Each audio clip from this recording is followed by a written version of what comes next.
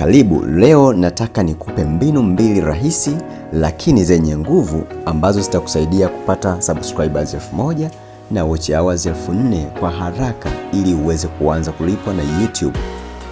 Usisahau kusubscribe hapa Jack Media TZ ili uendelee kujifunza mambo mbalimbali yanayohusiana na YouTube monetization.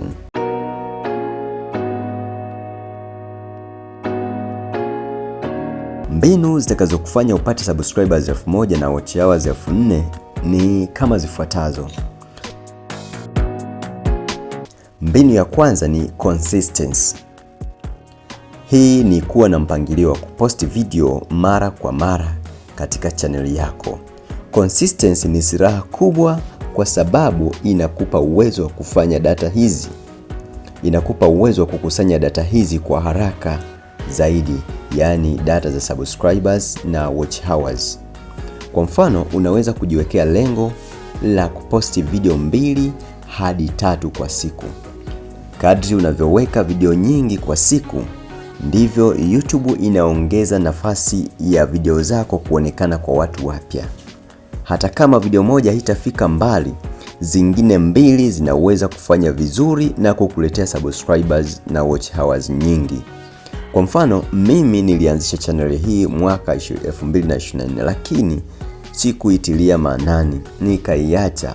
Ila mwaka huu nilipoamua kuanza, nilishughulikia kwa muda mchache na niliweza kufikia subscribers 1000 na watch hours 4000 kwa kutumia mbinu hii namba 1.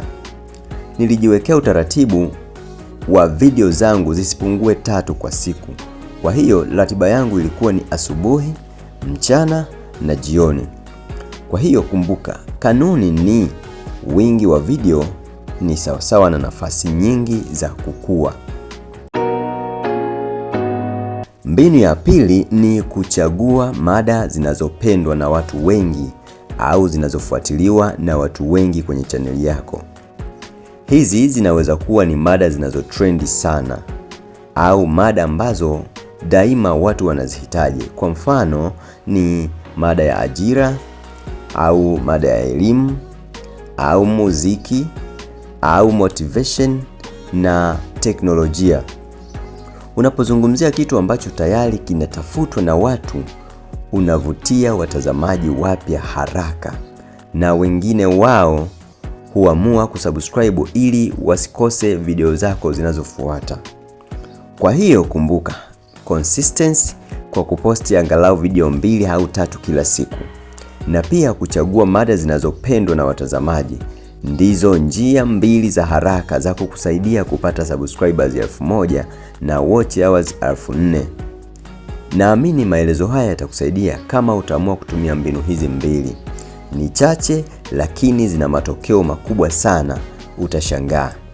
Usisahau kusubscribe kwenye channel hii kwa sababu kuna mengi zaidi nitakushirikisha. Asante kwa kutazama Jack Media TZ. Kila hatua ni maarifa na kila maarifa ni nguvu.